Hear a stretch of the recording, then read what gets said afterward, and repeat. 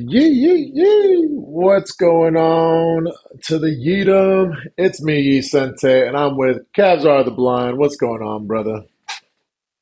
Nothing much, man. Just another horror-filled evening with SCP Thursdays. Yes, sir. I'm always excited to see what the creative minds of different people have come up with, and I'm never disappointed with your selection, brother.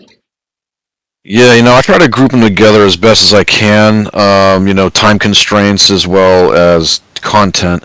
So this evening we got three videos, just the right amount in terms of time, but also the content. They are like last week. They are anomalous locations, and so the first one we got up on the docket is Daleport. And this one, like most of the SCP universe, actually wears its Lovecraftian influences on its sleeve. Now, I've never really been familiar with the works of H.P. Lovecraft, but I've actually come to appreciate it over recent years. And this is one of the things in which caused me to appreciate it is Daleport. All right.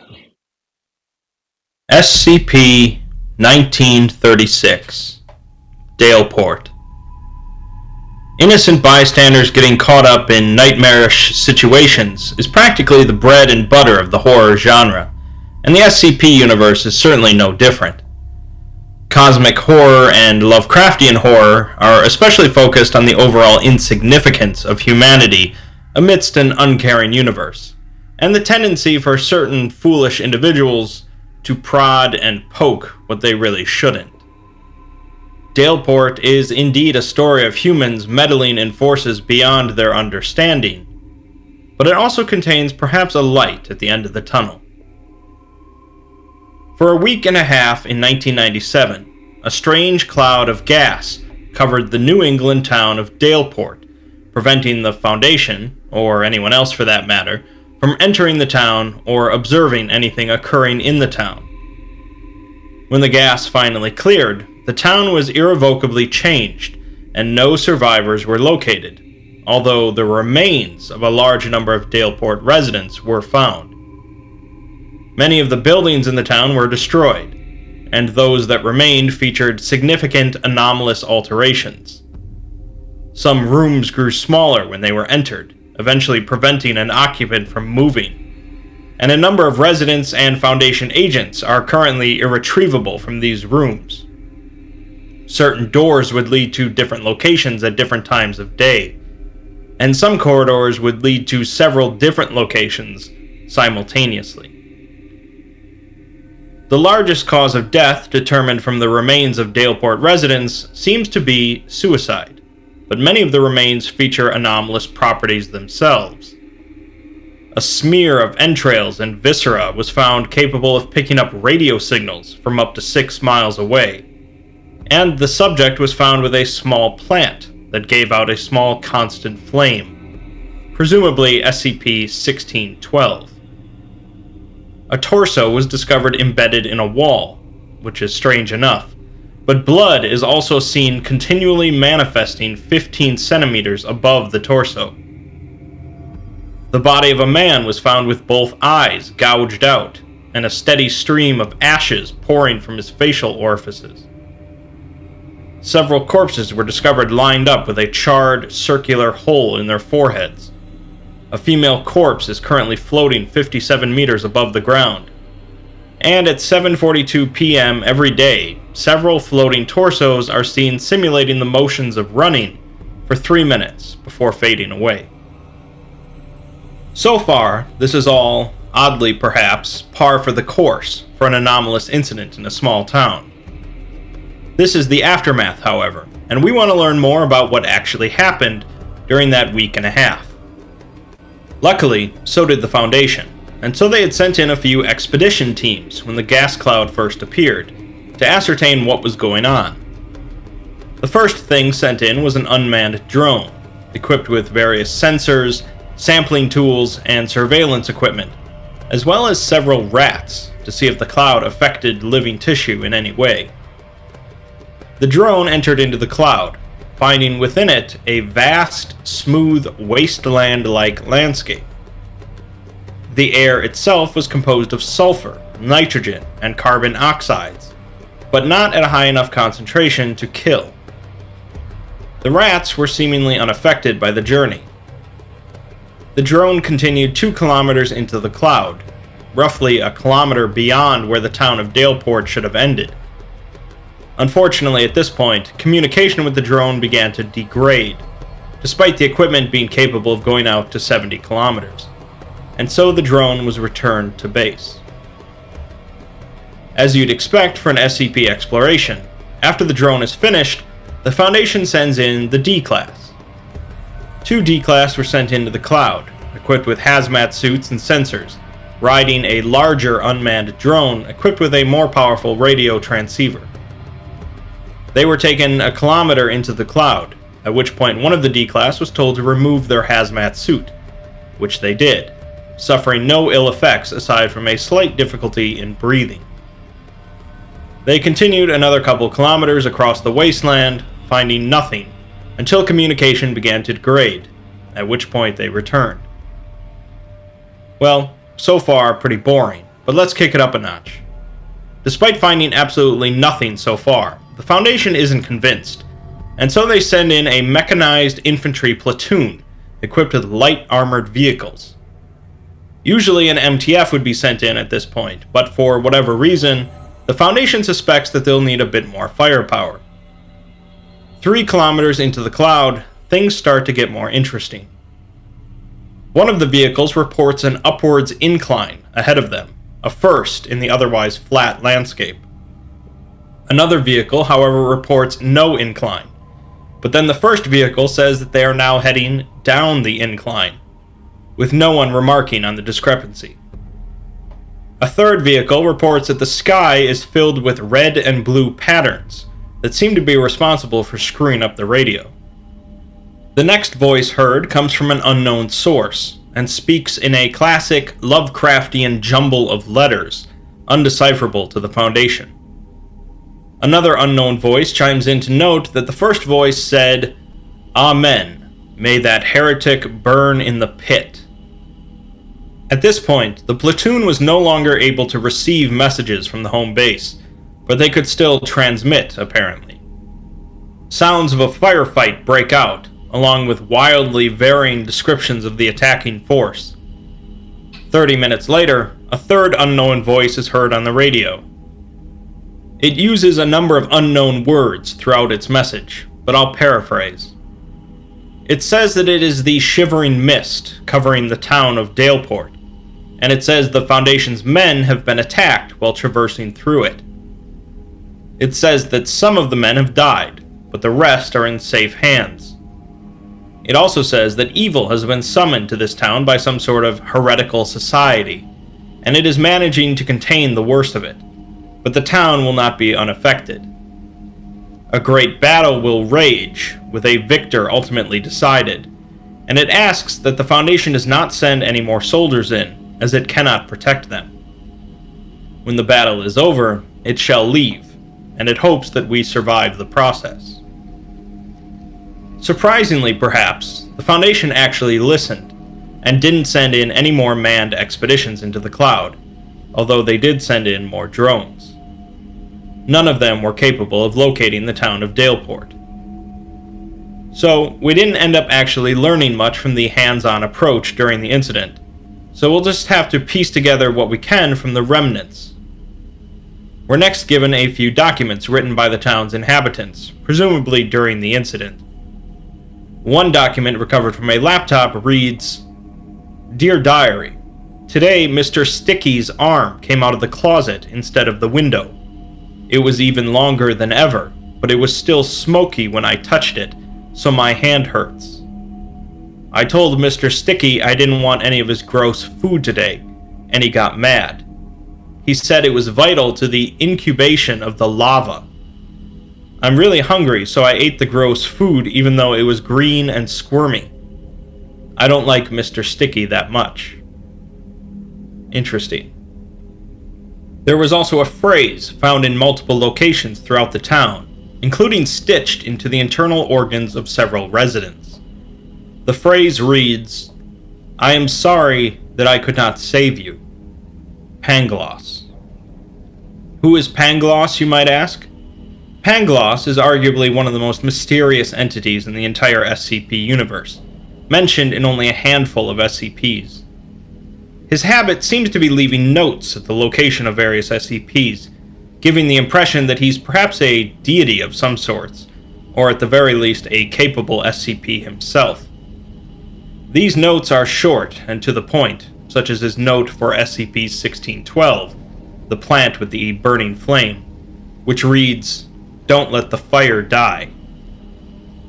Outside of the SCP universe, Pangloss is known as a character in Voltaire's novella, Candide, in which he is a philosopher known for his relentless optimism, and for believing that our world is the best of all possible worlds. Pangloss in SCP seems to borrow concepts from Voltaire's character, as well as elements of the Greek Titan, Prometheus, who both created man and stole fire from the gods to give to humanity. These concepts are referenced in SCP-1612, as it's an ever-burning flame that's found across the planet in various locations where humanity got its start.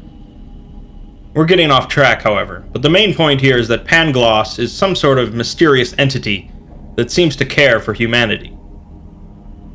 Another document was recovered from a store, written by someone that was hiding from whatever was occurring in Daleport. They were running out of food, and they remarked that they heard screaming coming from outside, believing it to be their neighbor, but the screaming turned from human into something else. They also heard the local reverend walking past their window again, ranting about something, and they managed to get a glimpse of the reverend, commenting that he had too many spaces in him. They say that they have to get out of here, as they hear one of the big guys coming this way, along with the sound of drums, but their sentence is abruptly cut off. Their final line reads, "I am the voice, and the voice is me." More helpful is the video footage captured from security cameras and other devices during the event. A surveillance camera at a gas station captures an early incident, as a cashier hands a customer a plastic bag. A nearby window shatters, and an unknown organism enters, roughly the height of an adult human, but covered in tentacle-like appendages. The organism quickly decapitates the customer with a tentacle, and leaps over the counter on top of the cashier, as blood and viscera splatter on the nearby wall for 30 seconds. An elderly man wearing a bowler hat and waistcoat enters the gas station, but rather than a face, there is only a triangle branded into their skin. The camera footage begins distorting heavily, and the organism seems to be wary of the individual, but they engage each other. A mere touch from the individual seems to hurt the organism, and the footage ends with the individual throwing the organism through a wall as the ceiling begins to bulge downwards. A video recovered from a camera outside the library shows an out-of-control car crashing into a lamppost. The lamppost splits open, and a spectral entity, partially translucent, emerges from inside the post. The occupants of the crashed car open the doors and begin running down the street, slowly chased by the entity. After several minutes, in which the entity failed to catch up, it stops and releases a blue shockwave, which does reach the fleeing individuals, causing them to become transparent and fade away. A number of cameras captured an event in front of the Daleport Town Hall, which is shown to have sustained significant structural damage. The front doors of the town hall are missing, and in their place is a glowing circle. An entire convoy of vehicles, both civilian and Foundation owned, are speeding down the street towards the town hall, accompanied by humanoid robots carrying firearms of unknown make and manufacture. The civilians disembark the vehicles and run towards the glowing circle at the town hall entrance, urged on by both the Foundation agents and the robots. A 3-meter-tall triangular entity covered in technological items emerges from one of the Foundation vehicles and interacts with one of the items before undergoing a series of convulsions. During these convulsions, a dubstep remix of the song Embers by Owl City was heard faintly through the town hall's microphones, despite dubstep not being created for another year and Embers not being released for another 15 years. The civilians approach the glowing circle, but a fractal-shaped sheet of skin leaps from the roof of the town hall, causing the agents and the robots to open fire on it, to little effect. The skin wraps itself around a civilian's head, at which point the triangular organism rushes over and rips it off, followed by activating a flamethrower, apparently killing it. The civilians enter the glowing circle, disappearing, followed by the Foundation agents and the robots. The triangular entity burns the phrase, "Pangloss grants you sanctuary," into the stonework above the entrance before leaving. 94 civilians and almost all of the missing Foundation agents that had been sent into the cloud were found at the nearby Foundation facility in the weeks following the incident, each suffering from severe memory loss. I know what you might be thinking, that this is all just weirdness for weirdness' sake, but there is indeed a story here, and it comes from a number of documents connected to a local cult known as the Victory Society. The first note was found on the swollen corpse of James Curtis, a member of the Victory Society. It seems to be a list of things that the cult needs for an unknown purpose. Items include 2 trout, a bottle of milk, virginal blood that is to be mixed with the milk, assorted souls willingly sold, at least 200 beetles, lots of ice, 2 bodies that have been dead for at least a year, and some human eyes. More interesting, however, are the comments written in next to some of the items. The virginal blood mixed with the milk is for something referred to as he who walks beneath dreams, who is into that sort of thing, apparently.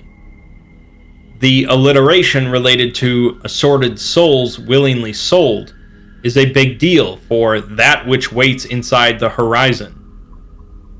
The writer remarks that if Hawshore, the name of the reverend mentioned earlier with too many spaces in him, thinks that if he has to use the ice to make a sculpture for the shivering mist, he's got another thing coming. The human eyes are supposedly for the blind one, who has thousands of sockets. Other cult members are gathering other items, while Hawshore just sits at home with his books. The next passage was written inside the cover of a charred book found outside the Daleport Church, and I'll take the time to read it in its entirety. The border of the mural is encompassed by Silvesser, the shivering mist that will descend upon the world during the time of awakening. The mist is all-encompassing, and shall act as a barrier to those wishing to stop the awakening, as well as confine the great trinity of potential victors. The 3 at the center of the mural are the Great Victor of Flames, the Great Victor of Frost, and the Great Victor of the Storm. They rain down destruction upon one another, with their true names inscribed in unreadable, unknowable runes. Around the 3 are visions of the great battle that contain the majority of those that shall come to this realm, with Diger, the dark god of lampposts, the blind one illuminating the way for his followers, who leave tributes upon crooked light posts. No relation. Digelt manifests as the flies pouring out of the mouths of his beloved, and Bakurs to assist in the conflict any way he can, while Nini, the trepanner, frees his followers from the skulls of their oppressors. The shredded cabbage of misfortune will destroy those who oppose the vegetable monarchy. Zin, herald of Marp, commands the army of Lepidoptera to carry those away who sleep with the flowers beneath the silver ash in the dream attics of Inanimatum. The voice of ages, though not visible, is omnipresent, represented by the yellow runes bearing his name hidden throughout the mural. Finally, at the bottom, the minor minions and deities pledge their allegiance to the 3 victors. Those who pledge their allegiance to the Great Victor of Flames are tinted orange, the great victor of frost, violet, and the great victor of storms, green. Many, such as he who walks beneath dreams, his face a mere triangle, remain unaligned and are painted in black, for they are opposed to none, and yet opposed to all. The dark deer, Demax, is shown around the edges, forever excluded by the rest. Sheogorath remains, ruling his kingdom of two faces, before he himself brings its downfall, only to be stopped by a great prisoner of the Dragon King. 20 goats stuck together making a goat ball, spin around and around all the way to Goat Hell. The skeletons forever fight their final war. The conflicts of these minor deities will have little impact on who the great victor of this battle shall be. We're given a description of a great mural that depicts a massive battle between a number of deities and deific figures, ultimately with one victor among three main contenders, supported by a number of lesser deities. Yes, that is indeed a mention of the Daedric Prince Sheogorath from the Elder Scrolls series of video games, which raises more questions than it answers. Many deities are apparently unaligned in this great battle, notably he who walks beneath dreams, whose face is a mere triangle. That at least answers a question for us. Pangloss, however, is not mentioned, at least not by that name. The cult of the Victory Society was gathering materials for some or all of these entities, but their reasons for doing so are so far unknown. We're then given a series of journal pages found on the anomalous corpse of Reverend Michael Hawshore, the leader of the Victory Society. In the first page, Hawshore says that he's returning to Daleport, and mentions someone named Godfrey who wished him luck as he left, but was hoping for Hawshore's failure. Hawshore says that he took all of the necessary books from the library, and also mentioned finding a proper way, alluding to the Wanderer's Library. One of the tomes apparently gives off enough heat to burn Hawshore's hand, but he says you can't expect to do something like this without making some minor sacrifices. He finishes by remarking that it's disheartening that there aren't more respectable people interested in this venture, and he's worried about the next time. Written a week and a half later, the second page discusses a priming ritual for the One of Broken Nines, which required blood sacrifice, apparently of a child. Hawshore had hoped that the child could be anesthetized, but it was not allowed, leaving him a little shaken up. The child is dead, but he says the child would thank him if it knew why he was doing this. He repeats the phrase, "It's for the good of everybody," and ends by saying that the victor will walk from the rubbles of man and restore clarity to those who remain. The third page was written 12 days later, and Hawshore explains that the Voice of Ages required the blood of a heretic, not specifying any religion. Hawshore had possessed doubts about the devotion of James Curtis to the cause, and so he used his blood. James's blood worked, proving Hawshore correct, adding that James's selfishness would have doomed them all. Hawshore remarks that his time is coming to an end, but he will welcome his death, even if it is not quick. He ends by writing that the world will lie still again on Monday, and it will thank them for it. A transcript of a speech given by Hawshore to members of the Victory Society was also found. Again, for the sake of preserving the narrative importance, I'll read it in its entirety. Brothers and sisters, we come together for the last time today. It has been an honor to work with you all. I could not have hoped for a better group with which to secure the future of mankind. From the dawn of time, terrible impossibilities have spawned from the darkness between stars, not hating life, simply being indifferent to it. We are as ants to these abominations, these demented gods.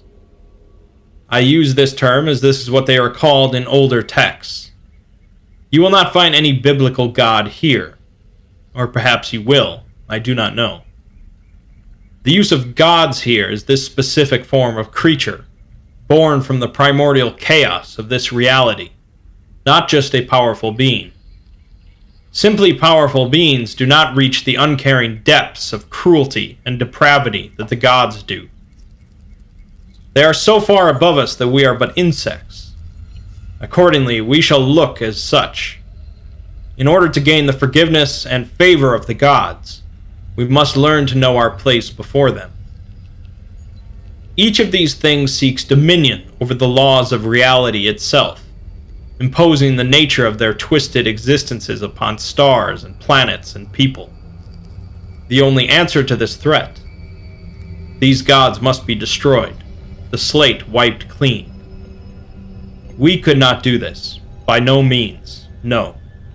But we cannot allow these things to exist. A kingdom cannot have 1 billion kings. We cannot kill the gods, no. Only a god can kill a god. We will bring them here and bind them. Bind them until their bloodlust is sated, until all but one is dead. Always a single god remains, the victor, who returns to whence they came as the only god remaining. But their primordial chaos eventually spawns more gods, more twisted angels and demons. And so it all comes to pass again. Our vigilance must be constant, for a new victor must be found again and again. We will leave a mark in creation, but it will fade. It will heal. Stand strong as our people have before. Stand strong as the near men in ancient cities did. Stand strong as we did at the gates of Sodom. Stand strong as we have always stood strong, because this must always be done. Fortune favors those who take bold steps. We shall become unified with Inanimatum, entering the Somnium Aeternum. May we be forgiven. This is a pretty self-explanatory summary, as Hawshore lays it all out on the table. There are a lot of elements of cosmic horror present here, but the twist is that rather than the cultists worshipping the ancient godly entities, they intend to summon them all into one big battle royale, with one winner. Since these gods are a negative influence on reality, they apparently need to be purged once in a while to keep our existence safe. Hawshore claims that the Victory Society has been responsible for doing this multiple times in the past, and will continue to do so in the future. The gaseous cloud is placed over the site of this war in order to both prevent outside interference, as well as protect the rest of our world. A section of writing was found in the back cover of Hawshore's journal, likely his last remarks. His sanity seems to be slipping away, and his body is already being anomalously affected, as his throat goes somewhere else, but he doesn't like where it goes. He says the war going on here is filled with cold, sideways fire. The rest of it is mostly gibberish, involving his hands made of wire and cyanide, and how they must eat babies to quell the Titans. The final entry in the article is a transcript of a video that recorded part of the event from near the church. A large entity composed of stone, soil, and some type of fungus appears above the church, and the camera begins shaking as a sound akin to a distorted whale song is heard. A second entity then appears above the church with a crystalline structure and a bright light emitting from its central spire. A 15-second screech is heard, and all other entities in view cease hostilities with one another and flee. A third entity appears alongside a deep humming sound, but the camera heavily distorts before cutting out. These final 3 entities are likely the 3 main contenders for victory, but we're left with no answer as to the winner. In most cases, humans meddling in affairs beyond their power or understanding results in disaster. But Daleport presents a situation in which not only was this meddling controlled, but it was apparently beneficial. The SCP Foundation were basically bystanders during these events, but in all likelihood, they would have ended up approving of the Victory Society's actions. It's usually a bad idea to summon a multitude of dark gods to a small town to wage war on each other, but sometimes you've got to break a few eggs to make an omelet. And that is the story of Daleport.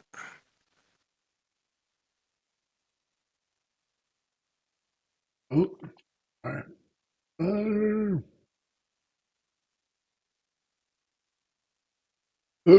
Had my mic turned off real quick because I was munching on stuff. That was good. That's crazy. So yeah, it's kind of one of those epic bombastic articles that, it's not unlike what happened to Site-13.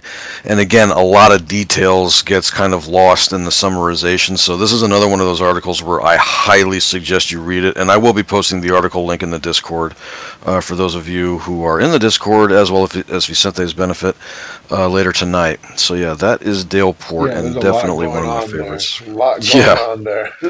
And so, like I said in the chat too, this article is actually eerily similar to that game for the GameCube that you actually had growing up, Eternal Darkness: Sanity's Requiem, where it's basically this cult that worships multiple gods and they have them fight each other at the end. So, very similar premise. Anyways, let's see. The next video is this is another anomalous location, and this is actually one of my more favorite ones because it's in the classic SCP vein of a lot of weird stuff happens and it kind of remains unexplained.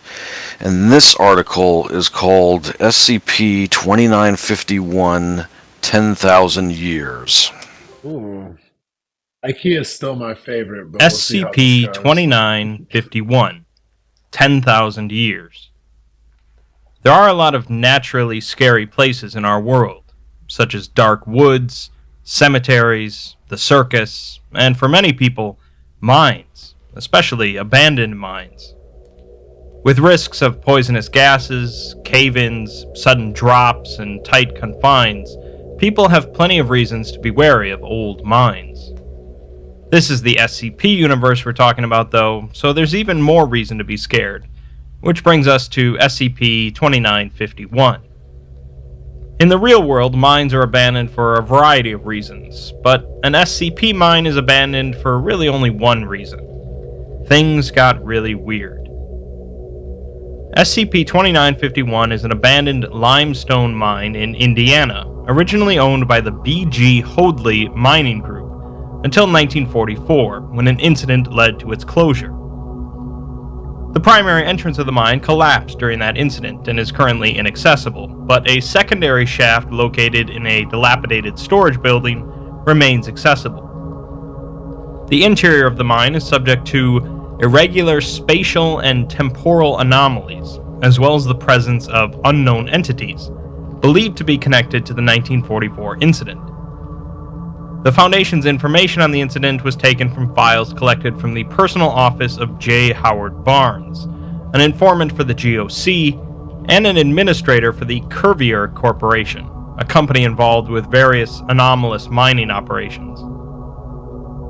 On August 23, 1944, seismic activity was detected below the Lemon Quarry, prompting supervisors to send a team into the mine to assess the damage. 3 hours later, the team returned and reported that an important access tunnel had collapsed. A larger team of workers was assembled to clear the debris out, but while working, additional seismic activity occurred, which is noted as being unusual for the area. Another tunnel collapsed behind the workers, trapping the crew. Over the next several hours, teams worked on both sides of the collapse to help rescue the trapped crew. And when the crew was freed, they reported that a new tunnel had been opened during the activity, one not made by the miners. This new tunnel had not been charted by the mining corporation, so a small team was sent in to explore it. The tunnel was described as cut smooth, but not unnaturally so, and descends at a slight decline. Supervisors believe that this tunnel was an original access tunnel cut by the mine's original owners, and was not properly recorded. A team of 23 men were sent into the tunnel in the hopes that it would loop back around behind the original blockage, allowing them to assess the damage from the other side. Little else was noted after that team was sent in, although there was another round of seismic activity, causing the primary entrance to collapse. Teams above ground worked over the next 3 days to clear the rubble at the entrance, while others tried to contact the missing team using telephone cables run down the secondary entrance. On the evening of the third day, just as the administrators of the mine were preparing to request assistance from other nearby mining groups, an individual emerged from the secondary shaft. The only note of this event is a telegraph that was sent to the offices of the mine administrators. It reads, "Mine abandoned. Tunnels remain collapsed.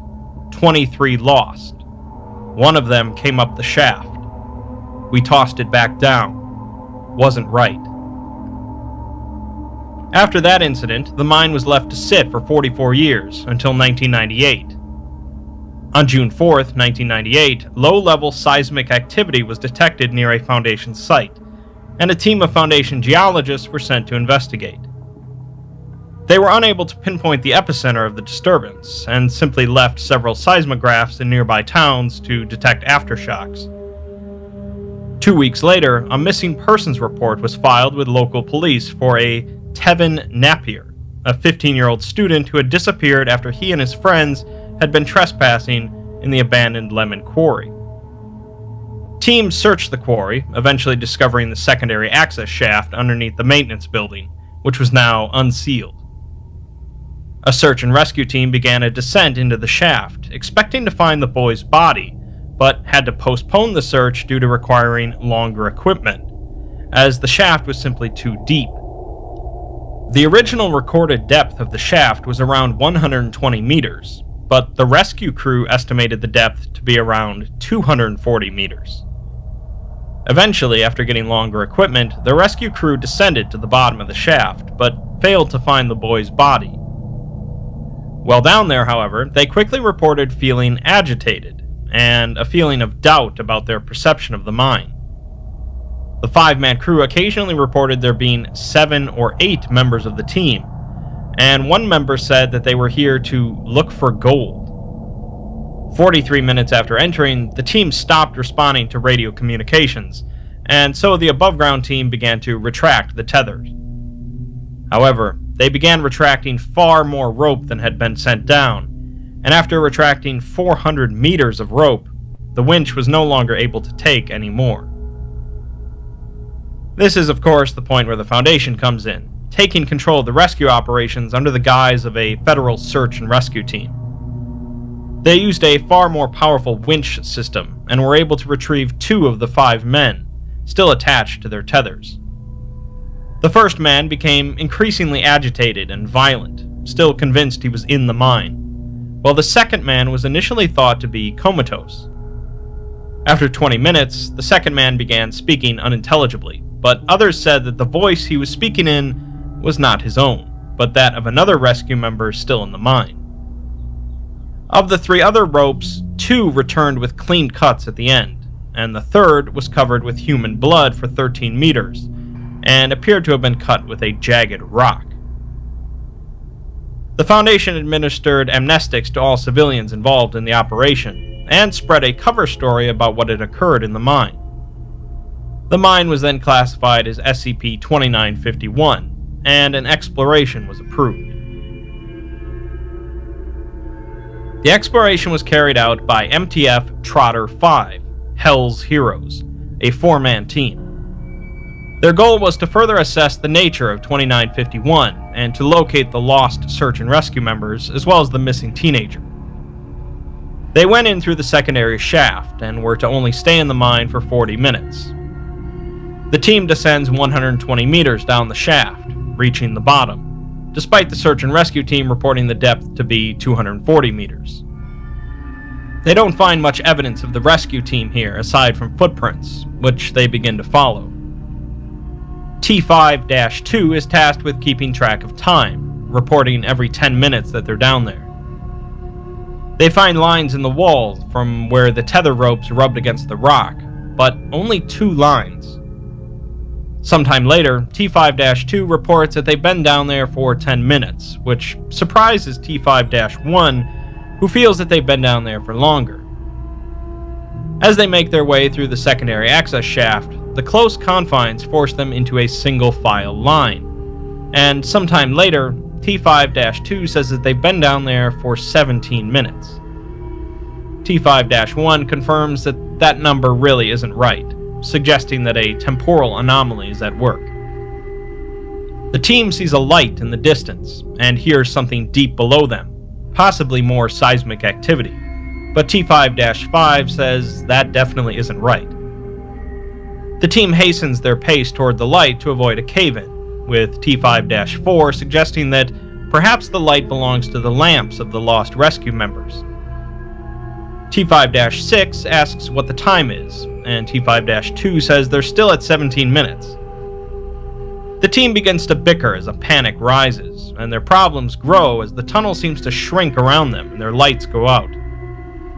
T5-5 mentions multiple times that something is deep below them, but T5-1 calms the team down and ignites a lighter. They notice that the tunnel they're in is blocked, and apparently has been for a while.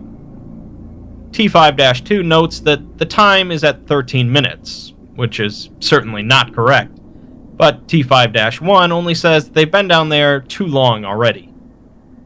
Multiple members agree that they've been down there for too long, as they continue down a smaller, separate tunnel.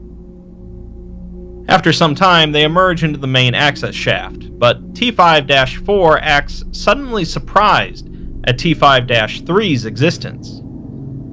T5-2 says that there were only 4 of them, and then T5-6 says that there were only 4 of them.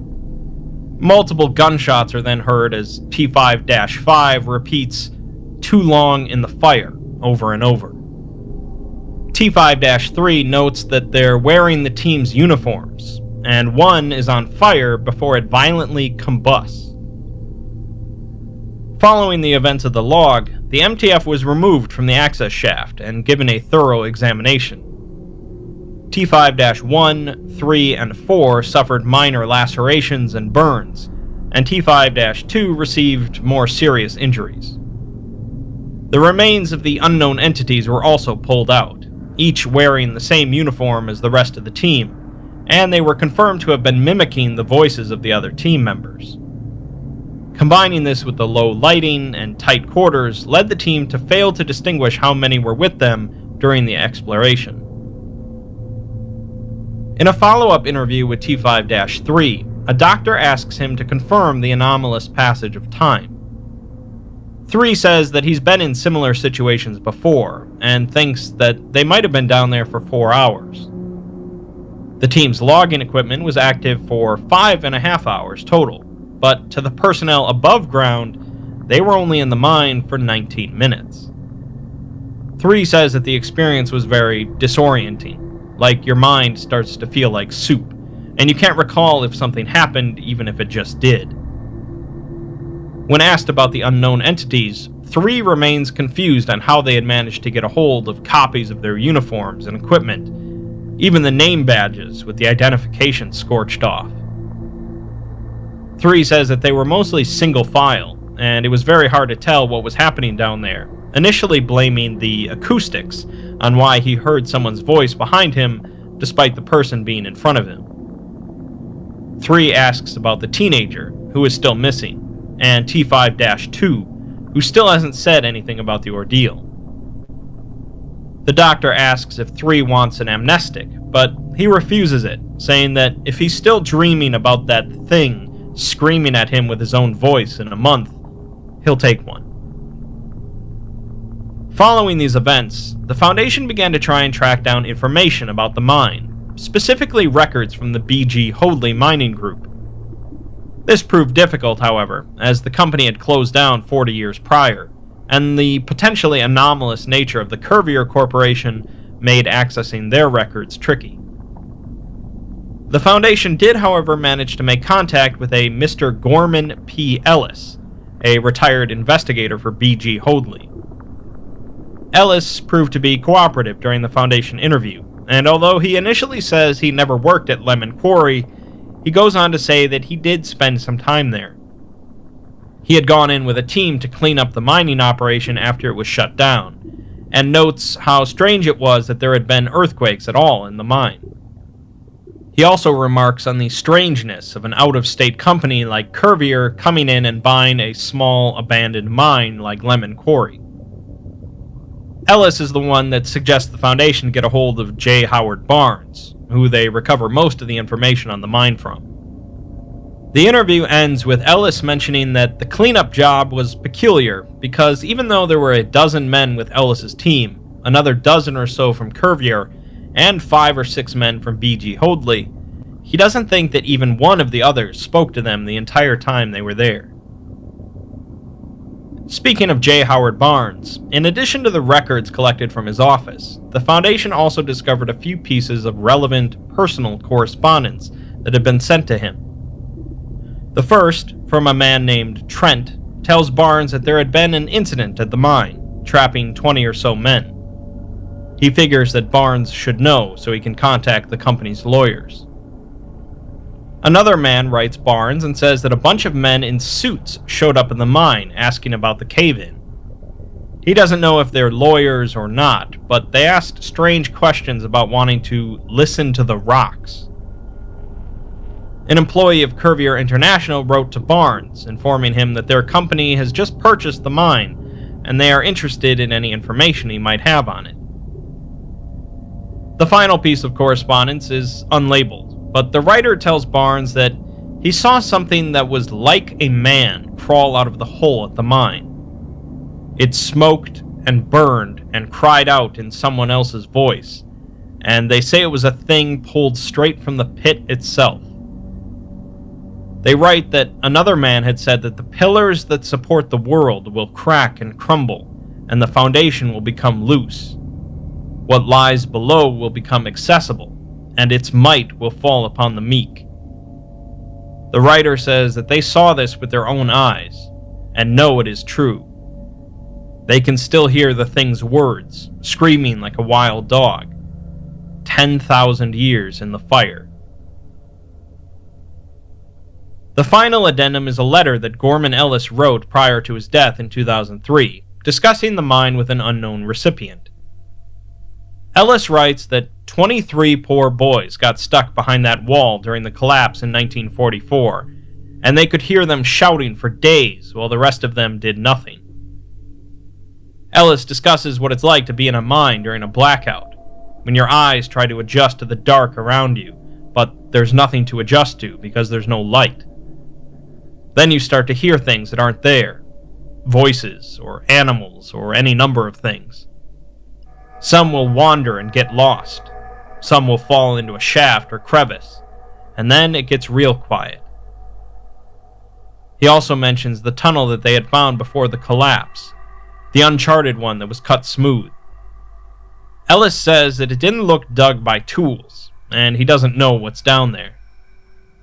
He finishes by writing that he hasn't thought much about hell, but he thinks that they deserve it, because whatever happens to those missing men was their fault for doing nothing, and the dark changes people. So, long story short, it's not a portal to hell in the conventional sense, although what people go through that get trapped down there could be described as hell. The anomaly inside of the mine changes and warps the trapped individuals, leaving little behind of their former selves. In an attempt to become freed, the anomaly copies the clothing and voices of those that enter the mine, but so far it hasn't been especially effective, as the entities are now far from human. As I said, abandoned mines are creepy and risky places for a lot of reasons in real life, but the SCP universe really ramps things up. Being trapped in a dark mine shaft could make a day feel like a week, but being trapped in an anomalous mine shaft could make a day feel like 10,000 years.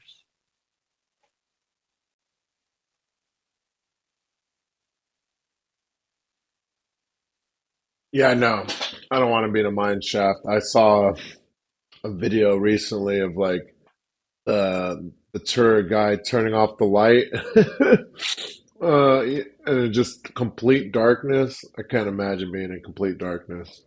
Yeah, total sensory deprivation. It's not a pleasant experience. No thanks. Not for me. So yeah, that's one of the more spooky ones. Actually, one of the few that that's kind of scary that I actually like. The next one and the last video for the evening is, for me, it's the most terrifying SCP article that I've come across so far, for a variety of reasons. Again, with Tess, some things kind of get lost when he does his videos. But the video itself, plus the actual article, I mean, it's terrifying. I would highly recommend reading the article, and again, I'll be posting that alongside the other two in the Discord server. So this last video is SCP-3333, The Tower. SCP-3333, The Tower. SCP-3333 is located near one of the most dangerous volcanoes in the world, potentially capable of wiping out tens of thousands of people. This certainly ranks it among some of the greatest threats in the natural world, and yet it pales in comparison to thousands of different anomalies in the SCP universe. While 3333 probably isn't capable of the same type of destruction as an active volcano, it is an insidious and terrifying horror. It also has a few exploration logs, so there's plenty of fun to be had. SCP-3333 is an anomaly located within the Suntop Fire Lookout in the Mount Baker Snoqualmie National Forest in the state of Washington. On the ceiling of the lookout is a trap door that leads upwards into an identical copy of the lookout, which also contains another trap door on the ceiling. These successive lookouts continue upwards, and we'll get to the exploration logs in a minute, but once passing through the first trapdoor, the view of the surrounding area changes. The topology is identical to the normal area, but no plant, animal, or human life has been observed.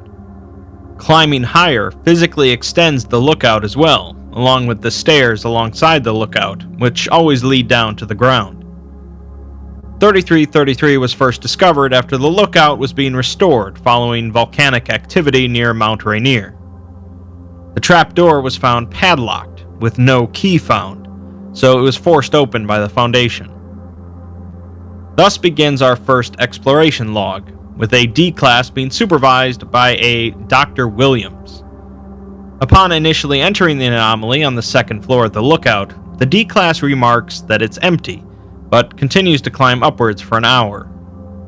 Williams instructs him at this point to try the door and go outside. Upon opening the door, a strong wind blasts through into the lookout, throwing the D-Class backwards. After a short struggle, the D-Class manages to close the door and is advised by Williams to stay inside for now. The D-Class continues traveling upwards for 3 hours as the sound of wind is now audible. He's given cognition tests every 10 floors, with no significant changes as he continues. 180 floors up, the D-Class stops to eat some rations, and Williams gives him another cognition test. When the D-Class asks what the cognition tests are for, Williams admits that they're to test how thin the air is getting, as thin air would cause the D-Class's brain to slow down. It seems that the D-Class is not actually physically ascending as much as suspected, which isn't that surprising since it's an anomaly. Another 4 hours of climbing, and the sun outside of the lookout is setting, so the D-Class sets up a camp and sleeps through the night. In the morning, as he starts ascending again, the D-Class notices 2 small figures on a ridge southwest of the lookout. They are standing still and can only be seen from the D-Class's perspective. While trying to get a better look using binoculars, the figures disappear out of sight behind the ridge. The D-Class remarks that they saw the reflection in his binoculars, and one of them pointed directly at him. More climbing. Up on the 345th floor, where the D-Class camps for the night again. In the morning, he forgets to turn his camera and microphone on until reminded, and expresses feelings of anxiety and unease, asking for the exploration to end. He claims that something is not right, and mentions writing on the walls, which Williams denies seeing. Williams insists he continues, however, and the D-Class complies, although he continues to ask to be allowed to return to the bottom. On the 527th level, the layout of the lookout drastically changes, with multiple copies connected to one another in a grid. None of the copies contain a trapdoor, and there doesn't seem to be any natural light outside, leaving it completely dark. The D-Class begins to panic, but Williams asks him to calm down and turn on his lights. His lights fail to turn on, revealing that the battery compartments are empty, and the backup batteries are also missing. At this point, the D-Class claims to see something, although the camera feed reveals nothing. He begs to be allowed to come down, but Williams only says that he'll be executed if he does. The camera and microphone feed cut out at this point, leaving the D-Class's fate uncertain. The sacrificial D-Class has been sent through, so it's time for the MTF to investigate. A 5-man team equipped with standard-issue survival gear and recording equipment. All of their batteries and backup batteries are triple-checked. The team begins their ascent, with the sound of wind outside slowly decreasing as they continue. After several hours, they reach the point where the D-Class attempted to go outside, and decide to try it for themselves.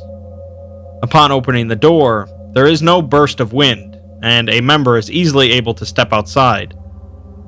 The team leaves the lookout and begins to explore, finding the surrounding area identical to normal, aside from the complete lack of plant or animal life. After several hours of finding nothing, the team returns to the lookout. Williams theorizes that if the whole world was similarly barren, it would account for the strong wind patterns, but it wouldn't explain the presence of oxygen. The team continues ascending for several days at a slower pace than the D-Class, camping each night and having no notable encounters. None of the team members report any auditory or visual hallucinations, and on the 4th day, they reach the top floor. This time, the batteries and the flashlights are still present, so they begin traversing across the grid of rooms. The rooms are connected by exterior walkways, and a team member pulls up a board to drop a glow stick down. There is nothing but darkness below them, and the glow stick doesn't seem to hit any bottom. Firing a signal flare into the air reveals a similar expanse of darkness, with no ceiling.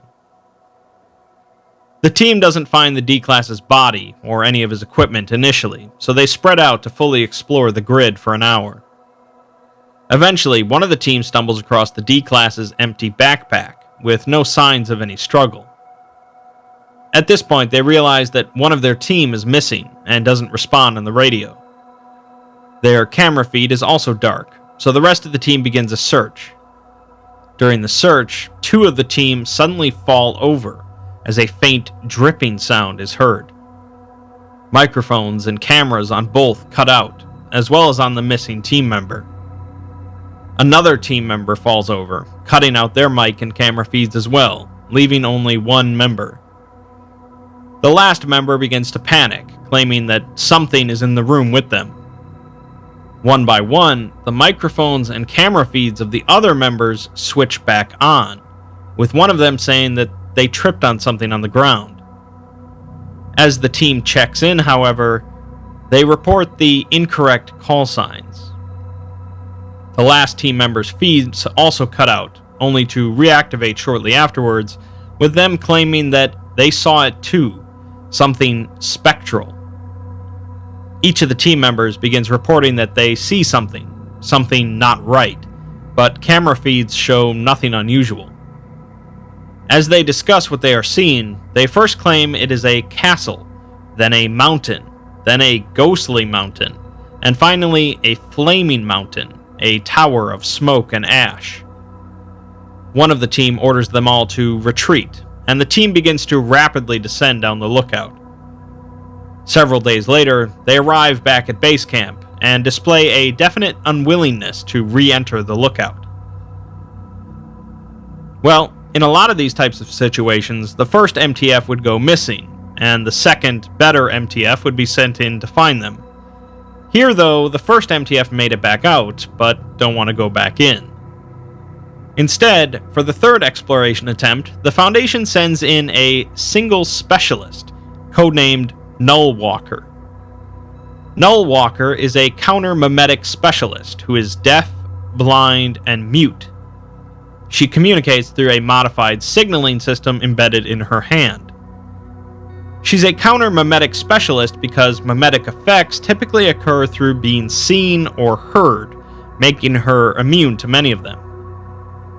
After a few hours of ascending, she notes that someone is outside, watching her, but then corrects herself to say that it isn't watching, but it's doing something else.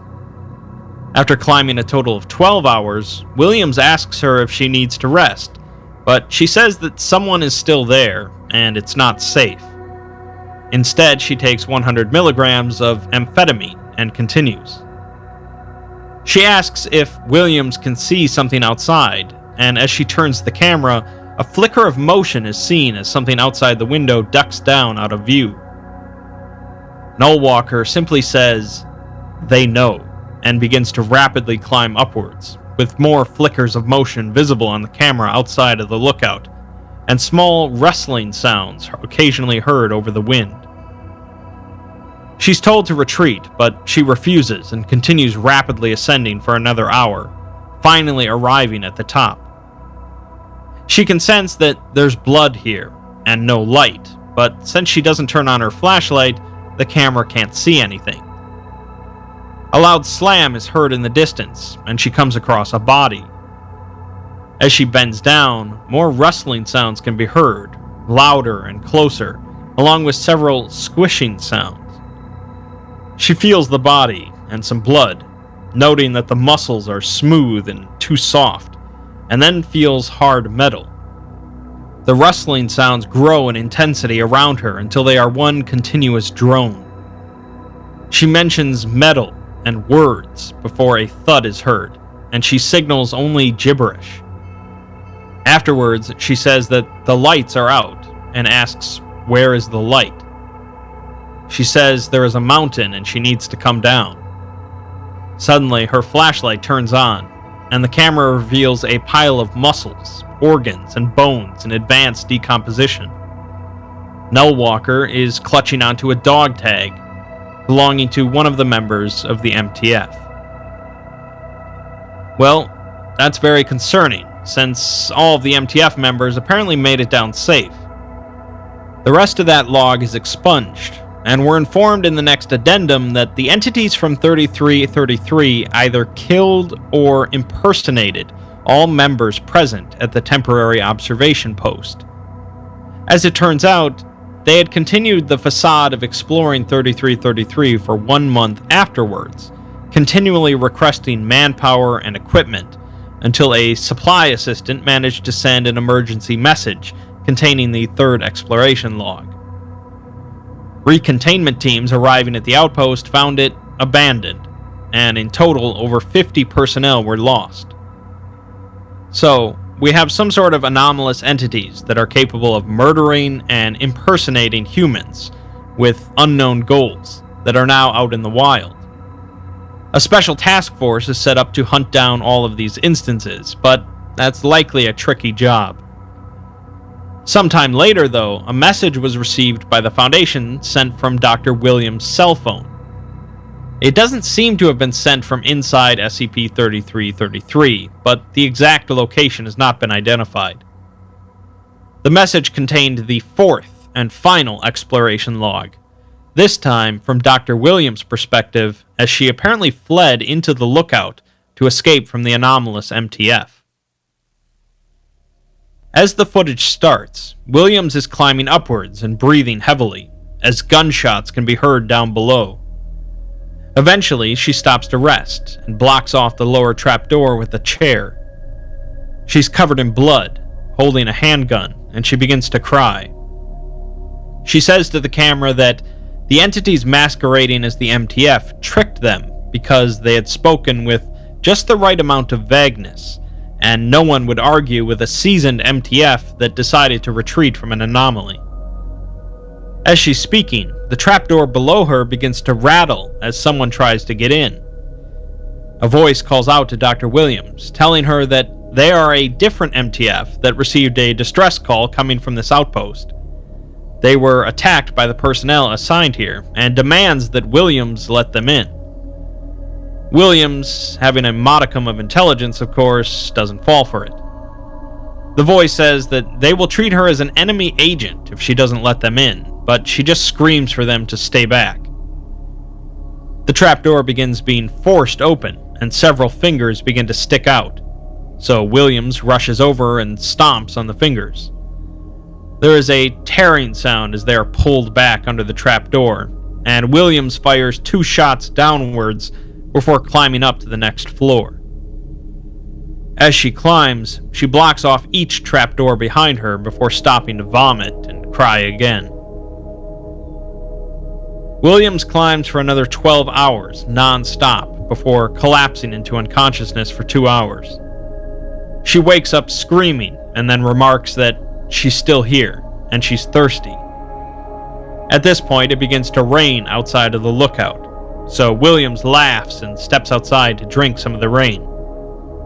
She returns shortly afterwards and comments that it was salty before continuing upwards.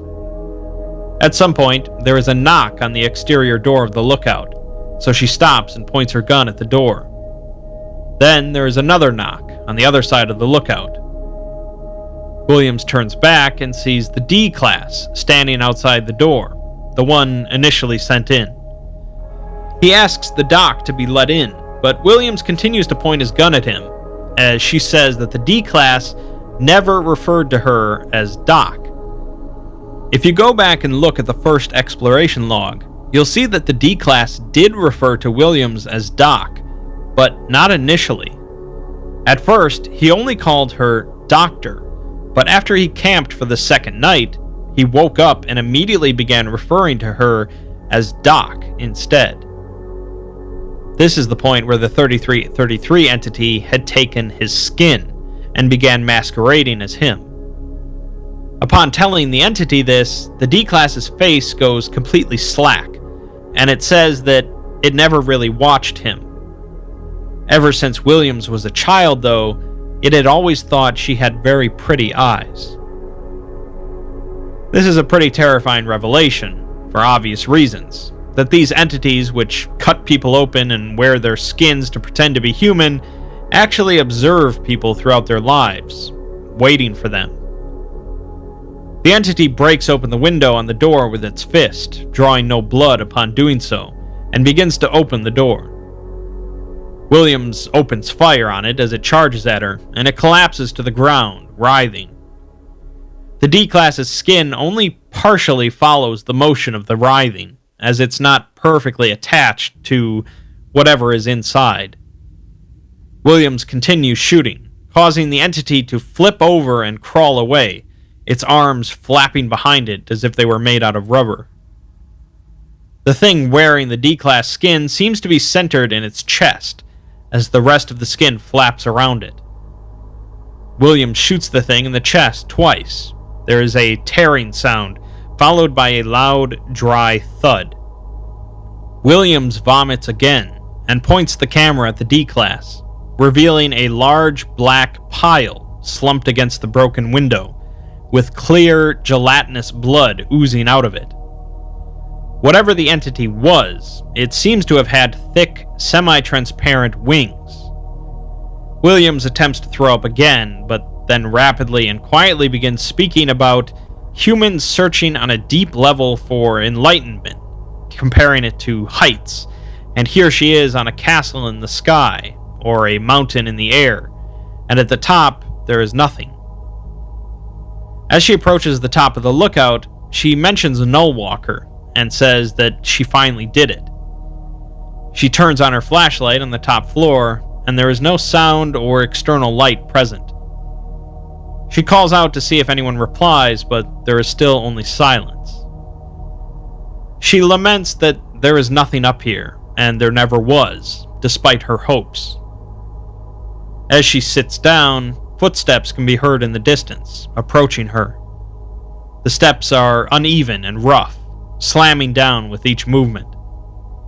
The figure of Nullwalker enters the camera's view, her flesh unevenly stretched, with patches of it missing completely, revealing the writhing entity inside of her.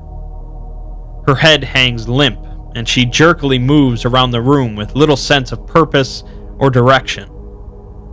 Williams retches from the smell and calls out to her by her real name, Annette. The entity swivels to look towards Williams, and something inside of her moves towards its head, raising it. There are scratches seen around the eyes and ears, and it attempts to speak, with only a wet, gurgling sound coming out. The entity apparently can't utilize Annette's body the same way that she could, and Williams calls out to her again before breaking into tears. She tries to shoot the entity repeatedly with her empty firearm, to no avail. She drops the gun and falls to her knees as the entity approaches her slowly, the mass inside of her chest writhing as if to escape. Williams says that she is sorry, as the flesh of Annette rips apart, and a barbed stinger shoots out and hits Williams, causing her to collapse. A large, black entity emerges out of the massacred remains of Annette, with large, semi-translucent wings and a large sucker appendage on its chest. It has no visible eyes. Its skin is extremely thin. Organs can be seen through some viscous internal fluid, but no bones can be seen. The entity approaches the paralyzed Williams and thrusts its chest appendage into the wound made by the stinger. A sucking noise is heard as chunks of semi-liquefied organs and bone emerge out of the back of the entity, leaving behind only an empty shell of skin. The entity contorts its body and slips into the wound, causing the skin of Williams to jerk as it fits into it. The skin of Dr. Williams stands up and turns off the camera. That's pretty horrible. The entities somehow are capable of observing humans from an early age, and somehow know which ones were likely to come into contact with this lookout. The Foundation stumbled upon this weird lookout anomaly, finding the trapdoor padlocked with no key. At the top of hundreds of floors is ultimately nothing. A dark room where the entities can murder explorers and take their skin so that they can come out into the real world. It would seem then that the entities created this anomaly for the specific purpose of doing so, creating something that encouraged researchers to send people into isolation with the allure of knowledge. Even at the end, Williams had hoped that there would be something to find at the top floor, but it was nothing more than an elaborate trap. The things happening outside of the anomalous lookout, the barren wasteland, the figures in the distance, and the weird weather, were nothing but red herrings. Now, they're out of the lookout and capable of masquerading as anyone they want. Disgusting, horrific, and disturbing. What more do you want from an SCP?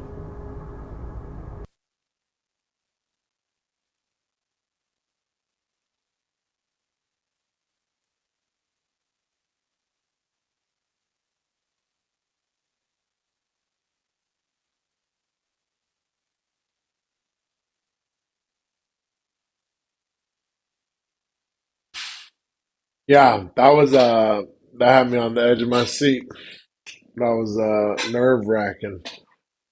I couldn't imagine climbing up an endless tower by myself, or even with the team, I guess. Yes, sir. So yeah, that was 3333, the tower. And Tess actually does a really good job on that one compared to the article. Like, it's pretty spot on for how the article goes. Like I said, I would still definitely recommend reading it. But yeah, that was one of the better summarizations that he's done. But yeah, that's it. That was the third video of the 3 for the evening. Anomalous locations. Blech. A little bit of a tongue twister there. No, it's dope. So I like that's that. I yeah. like that, and I mean, definitely the spooky element to it. Um, but I mean, I'm surprised this hasn't been a movie or something. You know, I mean, I know there's like a lot of tower type animes, but this right here, I don't know. Yeah, at the very least, this could have easily been made into like an indie film, dude. That would have been just amazing. So yeah, I could just picture it in my head, like just so Yeah, vividly. it's sick. It's messed up, and the ending's perfect. Leaves you just like, oh, great, we fucked up. That's Yeah. about it. But yeah, guys, I appreciate you showing these good videos, and I know next week we'll be taking off because we'll be in LA, but the 2 weeks from now we'll come back with some more SCPs, and I'm sure there's a bunch still being made every day. So Oh yes, sir. I appreciate you, Kavzar, and we're gonna be ending this stream right now, guys. So thanks for tuning in. And who knows? I know Joanna's playing Fortnite. Maybe she'll want to stream. I'm not sure where she's at in her life. But once again, thanks, Kavzar, for 3 good segments. And catch you again next week. Yes, sir. Thank you for having me. All right, guys. Have a good night. And we'll